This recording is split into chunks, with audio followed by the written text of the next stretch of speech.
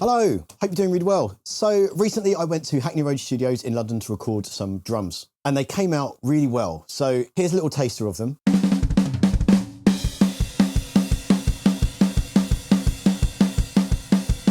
Another bit.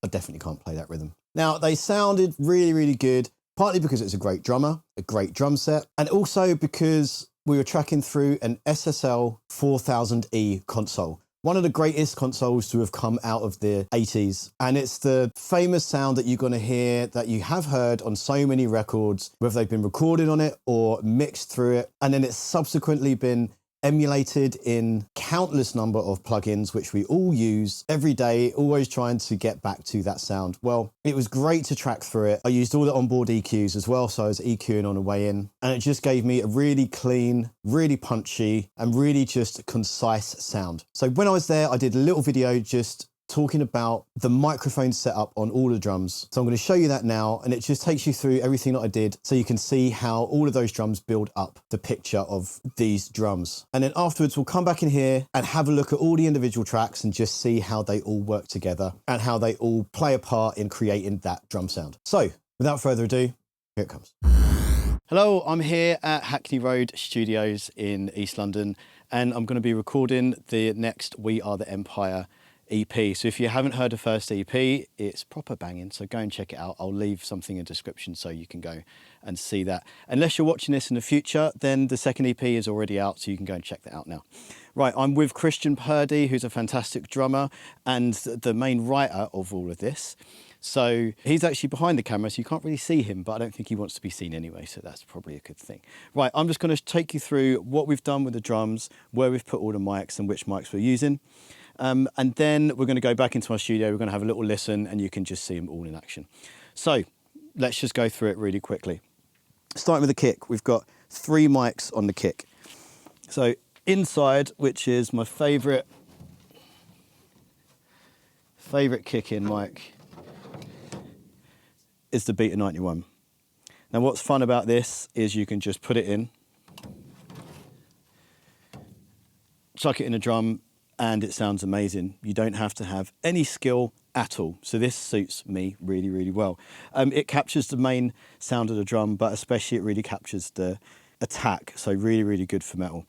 Okay, next up is DPA mic. The model I've completely forgotten, but I'm going to flash it up on the screen now. This is also just to get more of the thud, more of the tone of the kick. So when they go together, you'll start to hear how it starts to build up a bit of a picture. And then lastly, we've got a Neumann 47 FET, one of the famous mics that you always see on the outside kick, and it just helps to give a little bit more of a thud, a little bit more of the note of the drum, and when you put them all together, like I said, that's where it starts to build the picture. On the toms, we've got 4 toms at the moment. This is a lovely, lovely DW kit, so it already sounds fantastic, and Christian kindly put on new skins as well, so you're going to notice that soon. On the smallest tom, we've got an Audix D2, and then the next tom, the old faithful Sennheiser 421.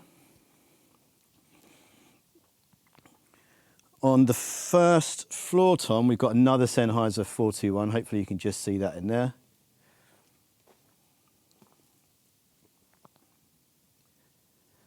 And last but not least, on the biggest floor tom, we've actually got an Audix D6.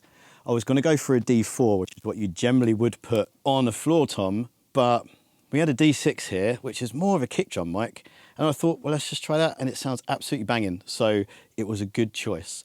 The good thing about Audix mics is it's almost like they're kind of EQ'd already, so it scoops a little bit of the mids out, and it just gives you a little bit more attack, and it boosts the lows a little bit more, so they're kind of ready to go. So next up is the snare. So I've got 2 mics on there. Obviously, the old faithful, the SM57, is what I'd usually go for. Now, I've gone for a Beta 57. The main reason is it's got a slightly tighter pickup pattern, and it does, because it's hypercardioid, it rejects everything around here. So it helps to get rid of some of the hi-hat noise. It's only a little bit, but it does help a little bit, and anything you can get the hi-hat out of is always a good thing. The other mic I have on there is AKG C451. So that's a pencil condenser. And the thing about having both of them is the 57 tends to be much more mid-range. You get a lot of mid-range slap in there, and you get all of like the main attack, but you don't get as many lows, you don't get as many highs. So the 451, that is basically what fills in the rest of the sound. So you've got more lows, more highs. When you put them together, it builds an overall picture. Like with a kick drum, you're using multiple mics to get the whole drum. So next up, overheads. I've got two AKG 414s on the kit. They're vintage 414s as well, so they're really, really, really sexy. And the way I've set them up is generally you're going to check the distance. So you want to have each overhead at the same distance from the snare. So I'll measure from the snare, make sure that they're going the same distance for each one. And then ideally you want to try and get the same or similar distance between the two as well, kind of creating an equilateral triangle. And then it helps to avoid phase issues. Additionally, in terms of how I'm setting them up here, if you see how a kit actually sits, if you're looking at the front of a kit, you've got the kick drum and then you've got the snare drum kind of off to the side, which is not really what we want, especially if we're doing a mix. You're going to have a kick and snare in the middle. So we try and replicate that where I can with these. So what we'll do is we'll just imagine the kick and snare on a center line and then essentially put them either side.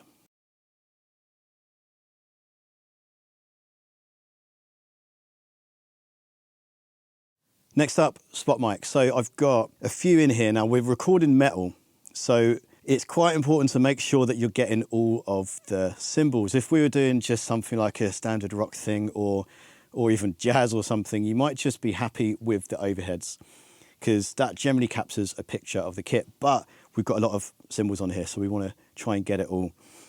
So the main things is I'll always start with a hi-hat. On there we've got a KM84 Neumann, really, really nice pencil condenser. And then on the other side, over here on the ride, we've got another of the same mic, so that's a KM84 again. Those are the main ones that I would mic up. Now, like I said, because it's metal, we're going to do that a little bit more. You don't always have to have pencil condensers on them. In fact, a lot of time I just use dynamics because they're not picking up too much of the kit. It's not capturing everything. We don't want all of that. We just want to get the cymbals. And there's always enough high-end in cymbals anyway. So as you notice, we go over to the China over here. I've just got an SM57 on it, which is more than enough. And it just means that you can pick it out a little bit more in the mix. And then finally, on this other side, on one of the splashes, a rather average SM58. Again, same job, we just want to pick it out so we have a little bit more definition in the mix. I could have mic'd up this other splash, but it wasn't really necessary. Like, we're already getting enough out of all those over mics now, so it just seemed to do a good job as it was. Okay, last but not least, we've got some room mics. So the first set of room mics I've got is down here. We've got a Flea 12, which is basically a copy of an AKG C12. It's a valve mic. It's a very, very, very lovely mic. Sat just in front of the kit, the idea to get an overall picture of the kit. Now, just above that is another 414 set up in a figure of 8 polar pattern, and you can see it's basically aiming at each wall. So this setup is now in mid-side. So what that essentially means is once you've processed that, you'll be able to separately adjust the sound of the mid and the sound of the side. So the left and the right, you can bring that up and you can just control how big you want that room to sound. Now, this isn't a massive room, so there's not loads of reverb in this room anyway, but it just helps to capture a little bit more space. Lastly, one of the most famous mics that you're going to see as room mics for drums or overheads, but often rooms, is a Coles 4038.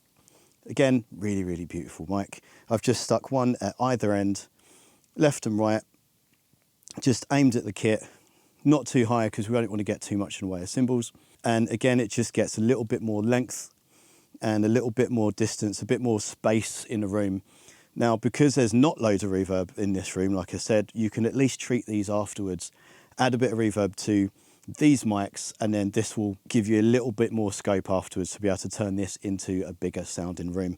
I've done a video on that already, so you can go and check that out and you can see how I do that. Right, that is it for all of the mics. So let's go back to my studio, we can have a listen.